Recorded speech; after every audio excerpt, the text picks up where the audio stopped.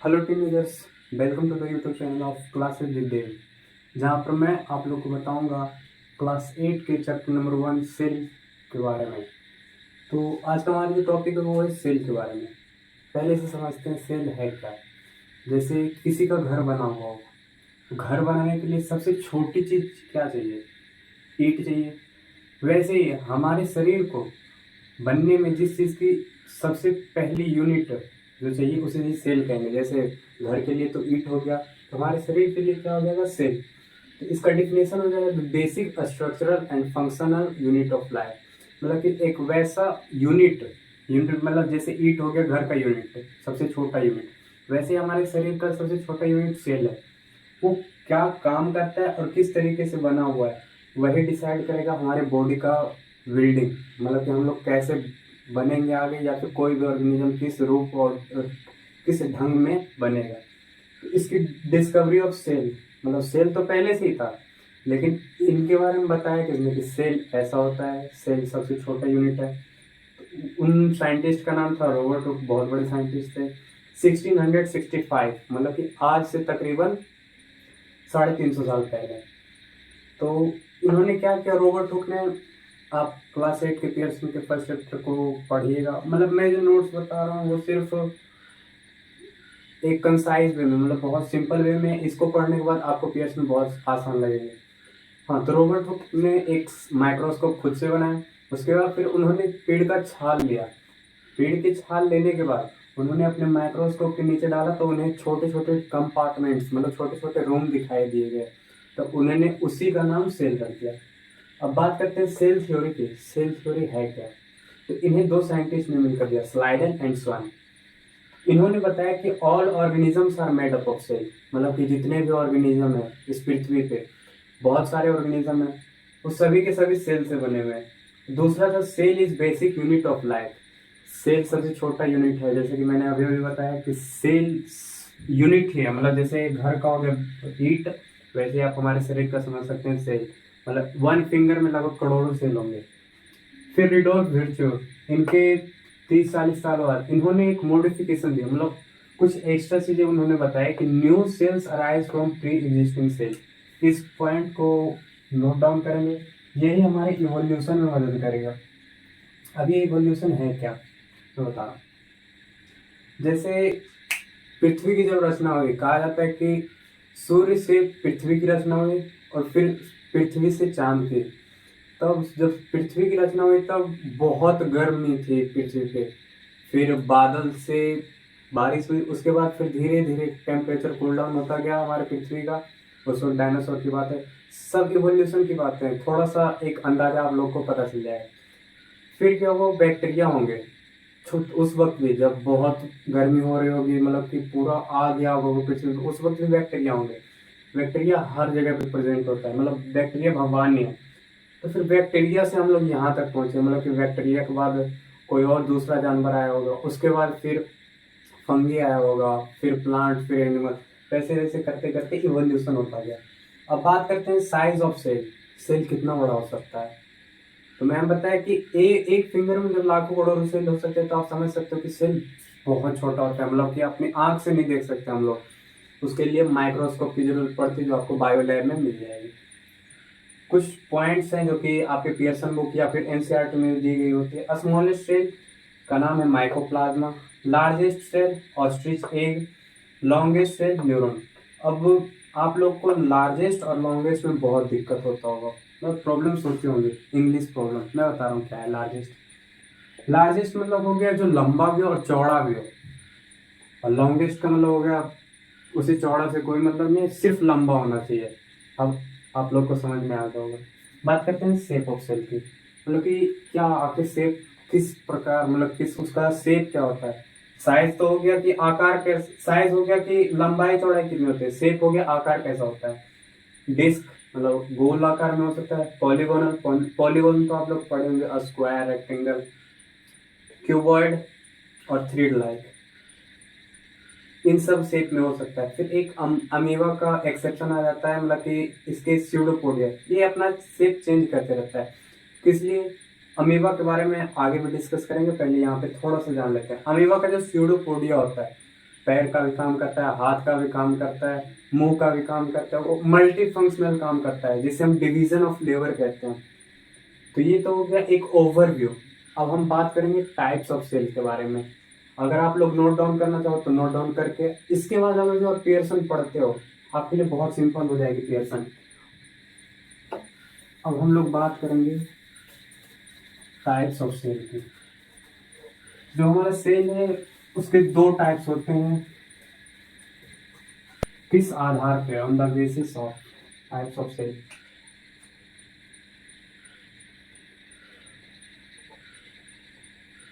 First है on the basis of body organization. On the basis of body organization इसे समझते हैं। Body organisation का मतलब है कि आपका जो बॉडी है, मतलब कि आपका जो शरीर है वो कितने सेल से बना हुआ है। एक सेल से बना हुआ हो सकता है और बहुत सारे सेल से बना हुआ हो सकता है। तो हमारा पहला हो गया यूनिसेलुलर, मतलब कि वो सिर्फ एक सेल से बना हुआ होगा, इसके एग्जांपल्स मैं बता रहा हूँ। और दूसरा है मल्टी सेलुलर, जो बहुत सारे सेल से बना हुआ। यूनि का मतलब एक, मल्टी का मतलब बहुत। इसके एग्जांपल्स हो जाएंगे अमीबा, क्लाइमेडोमोनास, ये सब टर्म आप लोगों के लिए अभी नया नया होगा। एक पैरामीशियम, लेकिन क्या करूँ बुक में है दिया गया तो पढ़ना तो पड़ेगा। मल्टी सेलर में आप प्लांट्स एंड एनिमल्स याद कर सकते हो, ये तो बहुत आसान है। प्लांट्स एंड एनिमल्स बचपन से पढ़ते आ रहे होंगे। ये तो हो गया on the basis of body organisation, मतलब कि बॉडी कैसे बना हुआ है, एक सेल से बना हुआ है या बहुत सारे सेल से बना हुआ है। दूसरा होता है on the basis of nucleus. On the basis of, वैसे तो डेवलपमेंट ऑफ न्यूक्लियस होता है, मतलब कि किस प्रकार से न्यूक्लियस है। अभी पहला हमारा प्रोकैरियोटिक सेल।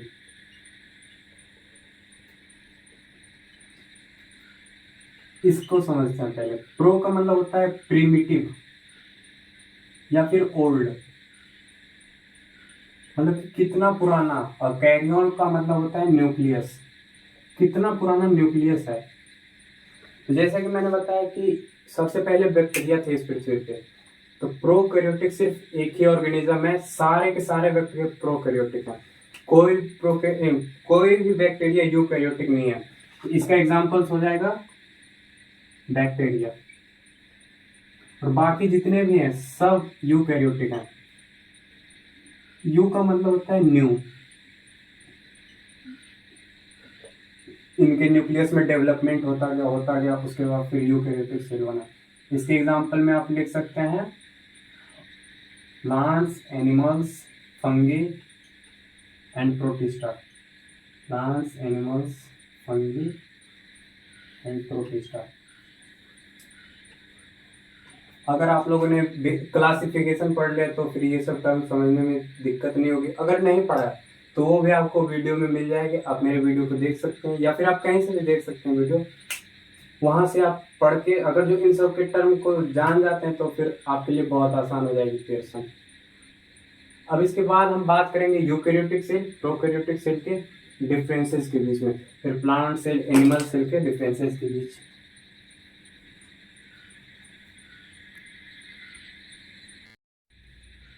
अब हमारे पास एक कंपैरेटिव टेबल है प्रोकैरियोटिक सेल और यूकैरियोटिक सेल के बारे में। तो प्रोकैरियोटिक सेल अभी अभी मैंने बताया था क्या होता है, जिसके पास ओल्ड न्यूक्लियस, मतलब कि उसके पास न्यूक्लियस एडवांस नहीं हो, मतलब उसके पास lack a true nucleus, nucleus नहीं, उसकी जगह पर उनके पास न्यूक्लियोइड होता है। लेकिन इनके पास क्या है, दीज हैव ट्रू न्यूक्लियस, इनके पास रियल का न्यूक्लियस होता है। इनका जो साइज होता है वो बहुत छोटा होता है। इनका जो साइज होता है वो बड़ा तो होता है, लेकिन किसके कंपेरिजन में, प्रोकैरियोटिक सेल कंपेरिजन में। ये नहीं कि इतना बड़ा कि देखने लगे, नहीं, हम सेल को नहीं देख सकते। हाँ, बड़े बड़े सेल को देख सकते हैं, जैसे अंडे को देख सकते हैं, वो एक सिंगल सेल होता है। यहाँ तीसरी बात है हैव सिंगल क्रोमोसोम, इनके पास सिर्फ एक क्रोमोसोम होता है। इनके पास, यूकैरियोटिक सेल के पास एक क्रोमोसोम से ज्यादा होता है। चौथी बात है मेम्ब्रेन बाउंड सेल ऑर्गेनेल। अब आप लोग तो ये सब नाम भी पहली बार सुन रहे होंगे, क्रोमोसोम। अगर आप लोग पहली बार सुन रहे हैं तो वीडियो के साथ बने रहिएगा, लास्ट तक वीडियो देखिएगा, फिर सब क्लियर हो जाएगा एक बार में। सेल ऑर्गेनेली अभी बता दूंगा क्या होता है सेल ऑर्गेनेली। सेल ऑर्गेनेली मतलब होता है एक सेल में क्या क्या कंपोनेंट है, मतलब एक सेल क्या क्या रखता है अपने पास। जैसे उसके पास गोल्गी बॉडी होता है, माइटोकॉन्ड्रिया होता है, प्लांट सेल में क्लोरोप्लास्ट होता है। बहुत सारे सेल ऑर्गेनेली के बारे में भी हम लोग पढ़ेंगे। बस वीडियो लास्ट तक देखनी है। हाँ, थोड़ी बड़ी वीडियो हो सकती है, लेकिन मैंने बहुत कम, बहुत सिंपल वे में आप लोगों को बताया है सारी की सारी चीजें। इनके पास प्रेजेंट होता है मेम्ब्रेन बाउंड सेल ऑर्गेनेली। इसका एग्जांपल है बैक्टीरिया। जितने भी बैक्टीरिया हैं सारे, कुछ को छोड़ के, एक्सेप्शन सब जगह आएगा। इनके एग्जांपल्स हैं, जितने बैक्टीरिया को छोड़ के बाकी सारे के सारे यूकेरियोटिक सेल होते हैं। सारे प्रोटिस्टा, फंगी, एनिमल सेल और प्लांट सेल। अब हम बात करेंगे सेल ऑर्गेनेली के बारे में। उसके बाद हम जाएंगे यूकेरियोटिक सेल पढ़ेंगे। उसके बाद फिर प्रोकैरियोटिक सेल। प्रोकैरियोटिक सेल को पढ़ने का मतलब हम सिर्फ बैक्टीरिया के बारे में पढ़ेंगे, और इसे पढ़ने का मतलब है जितनी छोटी चीज उसे पढ़ने में उतनी ही ज्यादा मुश्किलें आते हैं। तो फिर हम बैक्टीरिया को सबसे लास्ट में पढ़ेंगे। पहले cell organelle, ribosome, endoplasmic reticulum, Golgi body, lysosome, सब अलग अलग टर्म है। अभी नया होगा आप लोग के लिए। फिर यूकैरियोटिक सेल के बारे में पढ़ेंगे, फिर प्रोकैरियोटिक सेल के बारे में पढ़ेंगे। तो अब हमारा जो टॉपिक है वो है सेल ऑर्गेनेली।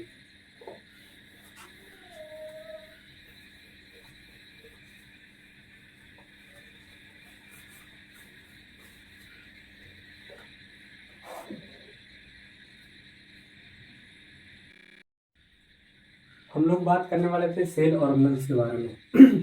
सबसे पहला एग्जांपल है हमारा एंडोप्लाज्मिक रेटिकुलम। ये है क्या, पहले इस फिगर को समझते हैं। ये है कोई cell, plant cell, animal cell होंगे। ऊपरी पार्ट को हम लोग कहते हैं प्लाज्मा मेम्ब्रेन, या फिर सेल मेम्ब्रेन भी कह सकते हैं।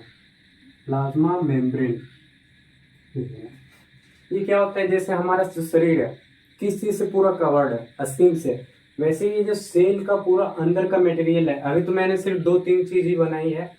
वैसे बहुत सारे सेल के कंपोनेंट्स होते हैं, मतलब सेल के ऑर्गेनल्स होते हैं। जो सब चीज से कवर्ड है उसे कहते हैं प्लाज्मा मेम्ब्रेन। ये जो बीच का पार्ट होता है इसे हम कहते हैं न्यूक्लियस। अभी न्यूक्लियस बताने बाद में बताऊंगा वीडियो के। न्यूक्लियस से जो कनेक्ट होता है उसे ही कहते हैं एंडोप्लाज्मिक रेटिकुलम। ये बात हमेशा याद रखना है। देखिए, ये सब कनेक्ट नहीं है इससे, लेकिन 1 2 3 तीनों कनेक्ट है। यहाँ पर भी ये दोनों कनेक्ट है, यहाँ पर चारों कनेक्ट है। जब ये चारों कनेक्ट है तब इसे ही कहेंगे क्या, एंडोप्लाज्मिक रेटिकुलम, मतलब ER। हमारा सबसे पहला हो गया। ये क्या है, स्टार्ट फ्रॉम न्यूक्लियस, मतलब कि न्यूक्लियस से जस्ट स्टार्ट हो जाता है। इसका जो इंटरकनेक्टिंग बॉन्ड है ये 2 टाइप के होते हैं। पहला है RER, दूसरा है SER। RER क्या होता है, जैसे rough endoplasmic reticulum, full form इसका फुल फॉर्म है स्मूथ एंडोप्लाज्मिक रेटिकुलम। RER क्या होता है, RER का मेन फंक्शन है प्रोटीन का सिंथेसिस करना, मतलब प्रोटीन को बनाना with the help of ribosome. इसे समझना जरूरी है। राइबोसोम है क्या, राइबोसोम होता है न्यूक्लियस के अंदर बनता है राइबोसोम। न्यूक्लियस है, इसके अंदर DNA होगा, बात करेंगे न्यूक्लियस के बारे में भी। इसके अंदर RNA भी होगा। RNA प्रोटीन सिंथेसिस करता है और छोटे छोटे राइबोसोम बनाता है। राइबोसोम छोटे छोटे छोटे छोटे होते हैं, या तो ये फ्री भी हो सकते हैं, या तो ये एंडोप्लाज्मिक रेटिकुलम के साथ जाके जुड़ जाते हैं। इसी जुड़ने को हम लोग कहते हैं, इसका भी एक नाम होता है, आप लोग कमेंट करके बता सकते हैं। गूगल पे सर्च कीजिएगा, when ribosome connected with ER what's the process name, तो फिर वो बता देगा। वैसे ER जब कनेक्ट हो जाता है, नहीं, राइबोसोम जब कनेक्ट हो जाता है ER के साथ, तब वो रफ एंडोप्लाज्मिक रेटिकुलम कर जाता है और वो प्रोटीन सिंथेसिस में मदद करता है। मतलब सिंथेसिस मतलब प्रोटीन बनाता है। वही स्मूथ एंडोप्लाज्मिक रेटिकुलम। जैसे मान लीजिए यहाँ पे इन दोनों के बीच में राइबोसोम आके जुड़ गया, तो ये दोनों RER हो गया, ये दोनों हमारा स्मूथ ER हो जाएगा, स्मूथ एंडोप्लाज्मिक रेटिकुलम। मान लीजिए इन दोनों के पास RER आया ही नहीं, ऊपर ही चला गया, तो ये दोनों हमारा स्मूथ एंडोप्लाज्मिक रेटिकुलम हो जाएगा। अब ये क्या है, अब यहाँ पर जो फैट बना, SER का काम क्या है, लिपिड और फैट बनाना, और दूसरा काम है डिटॉक्सिफिकेशन ऑफ पॉइजन। जो पॉइजन हमारे सेल में बन जाता है उसे डिटॉक्सिफाई करना, मतलब कि खत्म ही कर देना पॉइजन को। अब ये गोल्गी बॉडी क्या है, ये जो है क्लोज विथ ER, मतलब कि जो ये जो एंडोप्लाज्मिक रेटिकुलम है इनके साथ में ही कहीं पर गोल्गी बॉडी देखने को मिलेगा। जैसे ये तीनों आर ई आर हैं, या फिर एस ई आर, जो ई आर में बोल देते हैं एक समझने के लिए सिर्फ। तो ये हो गया हमारा गोल्जी बॉडी। अब इसका काम क्या है? इसका काम है पैकेजिंग। किसका पैकेजिंग? यहाँ से जो बन के लिपिड बन रहा है, फैट बन रहा है, या फिर जो प्रोटीन बन रहा है, वो जाएगा कहाँ? सेल का काम क्या है? सेल ऑर्गेनेल का। तो ये जो ईआर में बनता है वो गोल्जी बॉडी में ट्रांसफर होता है। तो packaging of fats and protein, ये लिपिड और फैट में थोड़ा सा ही डिफरेंस है। लिपिड में आ जाता है ग्लाइकोलिपिड हो गया, ग्लिसरॉल हो गया, ये मतलब कि ये सब कार्बोहाइड्रेट के पार्ट है। अभी तो सिर्फ फैट और लिपिड दोनों सेम ही समझना है क्लास 8 की। स्टोरिंग, अब उसको कुछ देर के लिए स्टोर भी करता है, जो ये फैट है, प्रोटीन है। डिस्पैचिंग, ये सब गोल्जी बॉडी का काम है। ये डिस्पैच करके फैट और प्रोटीन को आगे भेज देता है। किसके पास? लाइसोसोम के पास। और ये जो गोल्जी बॉडी है, डिस्क्राइब्ड बाय कैमिलो गोल्जी, ये एक साइंटिस्ट है। इन्होंने वैसे ही नाम दे दिया कि इसका नाम होगा गोल्जी बॉडी, हम इसे गोल्जी बॉडी कहेंगे। अब जैसे कि आप भी किसी फील्ड में किसी चीज का खोज करते हैं तो आप अपना नाम दे सकते हैं। अब हमारा नेक्स्ट सेल ऑर्गेनेल है लाइसोसोम। इसमें क्या होता है? इसके पास सिंगल मेम्ब्रेन होता है। ये लाइसोसोम पाया कहाँ जाता है? ये जैसे अभी मैंने बताया था कि dispatching of fats and protein with the help of Golgi body. तो ये गोल्जी बॉडी से डिस्पैचिंग होके कहाँ जाता है? तो गोल्जी बॉडी से डिस्पैच होके वो लाइसोसोम के पास जाता है, प्रोटीन और फैट। उसके बाद फिर जो लाइसोसोम होते हैं उस फैट और प्रोटीन को कंज्यूम करके डाइजेस्टिव एंजाइम्स बनाते हैं। डाइजेस्टिव एंजाइम्स क्या होते हैं? जैसे किसी चीज को खाने, जैसे हमारे पेट में खाना खाते हैं पच जाता है, किसकी वजह से? हमारे पेट में बहुत सारे डाइजेस्टिव एंजाइम्स है। एक HCl में आप लोग को बता देता हूँ। HCl आप लोगों ने नाम सुना होगा केमिस्ट्री में, हाइड्रोक्लोरिक एसिड, स्मॉल अमाउंट में रहता है। फिर इसे हम सुसाइडल बैग कहते हैं। सुसाइड का मतलब तो आप लोग को पता ही होगा, आत्महत्या। तो ये सुसाइडल बैग क्यों कहलाता है? तो जैसे ये सेल है, इसमें लाइसोसोम है, ये लाइसोसोम पूरी चारों तरफ घूमते रहते हैं पूरे सेल में। ये भी लाइसोसोम है, ये भी लाइसोसोम है। एक एक करके समझाता जाऊंगा, फिर लास्ट में फिगर बना के सबको एक एक करके एक्सप्लेन कर दूंगा। पहले ये लाइसोसोम देखते हैं। ये गोल्जी बॉडी हो गया, ये लाइसोसोम हो गया। गोल्जी बॉडी से फैट और प्रोटीन आ गया। ये जो लाइसोसोम है ये घूमता रहता है चारों तरफ सेल में, इसकी मदद से, साइटोप्लाज्म की मदद से। और ये साइटोप्लाज्म है क्या? साइटोप्लाज्म है इस सेल के अंदर पाए जाने वाले लिक्विड को फ्लूइड कहते हैं। आप लोगों भी लिक्विड ही समझो। फ्लूइड मतलब होता है लिक्विड एंड गैस, तो इसमें पाए जाते हैं। उसके फिर इसकी मदद से ये चारों तरफ घूमते रहता है। ये है माइटोकॉन्ड्रिया। तो ये क्या करता है? As they digest their own cell, if cell gets damage और ओल्ड, मतलब कि अगर इसके सेल ऑर्गेनल, यहाँ सेल में सेल ऑर्गेनल ही होना चाहिए, सेल ऑर्गेनल। अगर कोई सेल ऑर्गेनल डैमेज पहुंचा रहा है सेल को, या मतलब डैमेज हो गया और फिर ओल्ड हो गया, मतलब किसी काम का नहीं रहा, या तो वो सेल ऑर्गेनल को जाके खा जाएगा, या फिर पूरा सेल को भी खत्म कर सकता है। सेल एंड सेल ऑर्गेनल दोनों। अब बात करते हैं माइटोकॉन्ड्रिया की। माइटोकॉन्ड्रिया क्या है?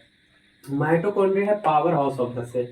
मतलब कि इस सेल में जितना भी रिएक्शन हो रहा है, ये फैट का बनना, प्रोटीन का बनना, ये सब किसकी मदद से हो रहा है? अब जैसे हमारे शरीर को ही देख लीजिए, काम करते हैं, बहुत सारा पढ़ाई भी करते हैं, बहुत सारा करना भी होता है पढ़ाई, वरना बिना पढ़ाई के कुछ नहीं होगा। तो उसके लिए हमें खाने की जरूरत होती है। वैसे इसमें किस चीज़ की जरूरत होती है? माइटोकॉन्ड्रिया क्या करता है? एटीपी बनाता है। ये एटीपी क्या है? एडिनोसाइन ट्राइफॉस्फेट एनर्जी है। एनर्जी अभी आप लोग मान सकते हैं, करेंसी ऑफ एनर्जी। मतलब कि एनर्जी का जो यूनिट होता है, जैसे हीट का यूनिट होता है कैलोरी, वैसे एनर्जी का यूनिट है एटीपी। ये होता है double layer membrane. Double layer क्यों? क्योंकि एक आउटर होता है, एक इनर होता है। इनर मेम्ब्रेन फोल्डिंग्स होता है, जो कि आउटर सरफेस, इनर मेम्ब्रेन में फोल्डिंग्स होता है, जिसके कारण सरफेस एरिया बढ़ जाता है। It has its own DNA and ribosome. इसके बारे में और भी बता सकता हूँ, लेकिन वो पियर्सन से ऊपर चला जाएगा, मतलब क्लास 9 10th या फिर 11 12th के एनसीईआरटी से। It has its own DNA and ribosome. ये बिल्कुल डिट्टो कॉपी है बैक्टीरिया का। क्या हुआ था जब सेल बन रहा था, हम लोग का सेल, उस वक्त बैक्टीरिया ने एक एसोसिएशन किया हमारे सेल के साथ, और बैक्टीरिया इसमें सेल में ही आके रह गया। उसका एक नाम है माइटो माइटोकॉन्ड्रिया, और एक दूसरा नाम है प्लांट सेल में क्लोरोप्लास्ट। ये दोनों बैक्टीरिया ही हैं आखिरकार। हमारे हर एक सेल में सोच लीजिए माइटोकॉन्ड्रिया है, मतलब कि बैक्टीरिया है, और प्लांट सेल में क्लोरोप्लास्ट है। ये हो गया हमारा दो और कवर हो गया। अब तक हमने क्या क्या सीखा? एंडोप्लाज्मिक रेटिकुलम, इसमें फैट और प्रोटीन बनता है। गोल्गी बॉडी, उसका काम होता है सबको स्टोर करना, फिर यूज करना, उसके बाद फिर डिस्पैच करके लाइसोसोम के पास पहुंचा देना। लाइसोसोम सुसाइडल बैग का काम करता है, इस पे क्वेश्चन आते हैं। और माइटोकॉन्ड्रिया क्या करता है? Power house of the cell है, इस पे क्वेश्चन आते हैं। बाकी ये सब एक्स्ट्रा नॉलेज है। अब ये ऑलमोस्ट बहुत सारा कवर हो गया है, अब हम आगे देखते हैं।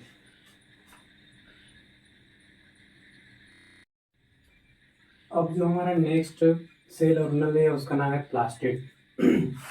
ये तो प्लांट्स में होता है लेकिन एनिमल्स में नहीं होता, मतलब एनिमल सेल में नहीं होता है। माइटोकॉन्ड्रिया अभी अभी हमने पढ़ा, power house of the cell, और उसके पास अपना डीएनए और अपना राइबोसोम होता है। उसी तरीके से प्लास्टिड के पास भी अपना डीएनए और अपना राइबोसोम होता है। जैसे कि मैंने अभी बताया था कि माइटोकॉन्ड्रिया और प्लास्टिड, प्लास्टिड में क्लोरोप्लास्ट मेन मेन यही है, क्योंकि ऑलमोस्ट 90% प्लांट्स ग्रीन है, मेन ये है। तो प्लास्टिड और माइटोकॉन्ड्रिया ये दोनों बैक्टीरिया है जो कि हमारे शरीर में रह रहे हैं अभी भी। 3 types of plastid: chromoplast yellow colour में होते हैं, yellow pigment chloroplast, green pigment leucoplast ये वाइट कलर के होते हैं, या फिर नो कलर भी कह सकते हैं। इसके 3 पार्ट होता है। एल्यूरोप्लास्ट जो कि प्रोटीन को स्टोर करता है, इलायोप्लास्ट ऑयल को स्टोर करता है, अमाइलोप्लास्ट फैट को स्टोर करता है। इसे रटना पड़ेगा, साइंटिफिक साइंस में ऐसे ऐसे टर्म ही रहता है। बात करते हैं वैक्यूल की। वैक्यूल क्या होता है?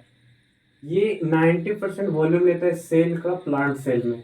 वैक्यूल अबाउट 90% सेल का जो वॉल्यूम है वो सिर्फ वैक्यूल से बड़ा हुआ रहेगा। बाकी समय कितना सारा कुछ रहता है, न्यूक्लियस रहता है, राइबोसोम होता है, माइटोकॉन्ड्रिया होता है, गोल्गी बॉडी होता है, एंडोप्लाज्मिक रेटिकुलम होता है। और एनिमल सेल में छोटा होगा या फिर एब्सेंट ही होगा, मेनली एब्सेंट ही होता है।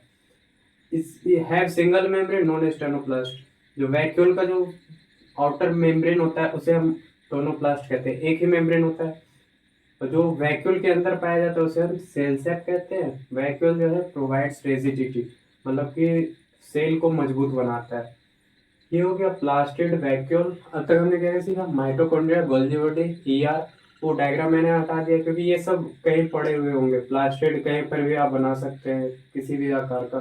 वैक्यूल ये तो 90% प्लांट सेल में, और एनिमल सेल में छोटा सा दर्शा देंगे। डायग्राम उतना जरूरी नहीं है जितना है बात को समझना। डायग्राम तो आप खुद से बना ले, खुद से भी बना सकते हैं, लेकिन जो मेन मेन था मैंने बता दिया। न्यूक्लियस से निकलता है उसे हम इंडोप्लाज्मिक रेटिकुलम कहते हैं। इंडोप्लाज्मिक रेटिकुलम के जो अगल बगल रहता है उसे हम गोल्गी बॉडी कहते हैं। गोल्गी बॉडी के ऊपर जो रहता है उसे हम लाइसोसोम कहते हैं, उसे सुसाइडल बैग के नाम से जाना जाता है।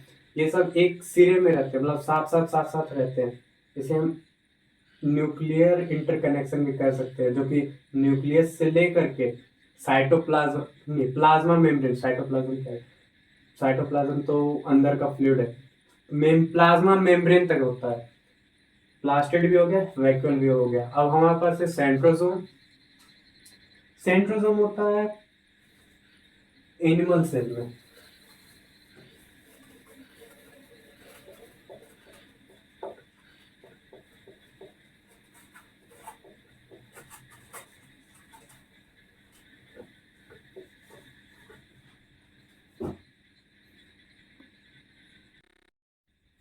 अब हमारा नेक्स्ट सेल ऑर्गेनेल इसका नाम है सेंट्रोसोम। ये क्या है? सिर्फ एनिमल सेल में पाया जाता है और सेल डिवीजन में काम करता है। ये सेल डिवीजन क्या है ये हम नेक्स्ट वीडियो में देखेंगे। अब है हमारा माइक्रोबॉडीज। माइक्रोबॉडीज क्या है? पहला हमारा पैरोक्सिसोम। पैरोक्सिसोम का काम है ऑक्सीडेशन ऑफ फैटी एसिड, मतलब फैटी एसिड को तोड़ करके उसे एनर्जी का कंज्यूम करना। फिर दूसरा है ग्लाइऑक्सिसोम। ग्लाइऑक्सिसोम का काम क्या है? Convert lipid to sugar. ये तो फैट कंपाउंड है उसको शुगर में चेंज करना। शुगर क्या है? कार्बोहाइड्रेट। फैट, कार्बोहाइड्रेट ये सब तो थोड़ा बहुत बेसिक नॉलेज होगा आप लोग को, नहीं है तो चैप्टर नंबर 2 है आप लोग का, उसमें बता दिया जाएगा। ग्लाइकोसोम क्या है? ग्लाइकोलिसिस। ग्लाइकोलिसिस क्या है? ग्लाइकोसोम का काम है ग्लाइकोलिसिस करवाना। जैसे मैंने बताया था कि एटीपी बनता है सेल में, कैसे बनता है? तो ये प्रोसेस होता है ग्लाइकोलिसिस, इसको पढ़ने में लगभग 2-3 घंटा देना पड़ेगा। उसके बाद ही आप लोग इसे पूरी अच्छे तरीके से समझ सकते हैं। वैसे मैं ये छोटा सा बता सकता हूँ कि ग्लूकोज को पायरुवेट में चेंज करना और उससे एटीपी निकालना। देख रहे एटीपी सब जगह आ रहा है, क्योंकि एटीपी का काम है सेल में कोई भी रिएक्शन करना, मेटाबॉलिज्म एक्टिविटी, या तो वो कैटाबॉलिज्म होगा या फिर एनाबॉलिज्म होगा। मेटाबॉलिज्म का मतलब है सेलुलर एक्टिविटी।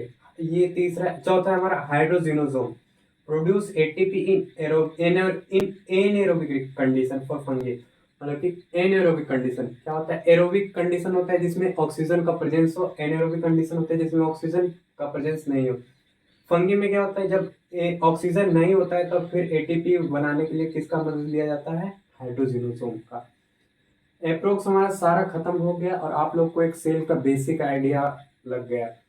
अब तक हमने क्या क्या सीखा है, एक बार नोट डाउन कर लेते हैं ताकि आप लोग को आने, अब वीडियो बहुत लंबी हो गई तो अगले आने वाले वीडियो में यूकैरियोटिक सेल, प्रोकैरियोटिक सेल, उसके बाद फिर सेल डिवीजन बता दिया जाएगा।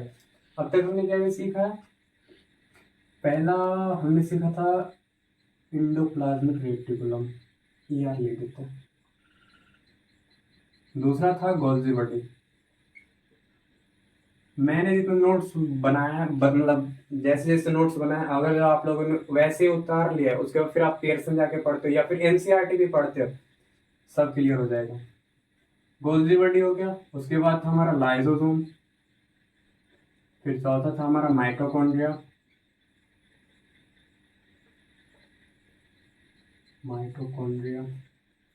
फिर था हमारा ER, पहले बता दो, ER न्यूक्लियस से कनेक्ट था, उसके बाद फिर वो प्रोटीन भी बनाता था, और SER फैट और लिपिड बनाता था। गोल्जी बॉडी उसी फैट और प्रोटीन को स्टोर करता था, फिर आगे भेजता था लाइसोसोम के पास। लाइसोसोम सुसाइडल बैग है, और वो फिर माइटोकॉन्ड्रिया की बात करते हैं। Mitochondria is the power house of the cell. ये क्वेश्चन बहुत जगह पूछा जाएगा। और लाइसोसोम के बारे में, सुसाइडल बैग क्यों है? क्योंकि वो वोर्न आउट सेल को, मतलब कि जो सेल डैमेज हो गया उसे खा जाता है।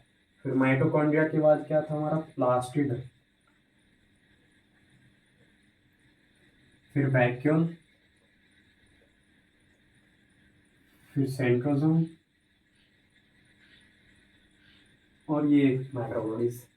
और भी कुछ छूट गया होगा, लेकिन इतना मेन था हमारा। अब इसके बाद फिर हम जो यूकैरियोटिक सेल, प्रोकैरियोटिक सेल और न्यूक्लियस के बारे में जानेंगे थोड़ा बहुत, वो आसानी से जाएगा आप लोग को।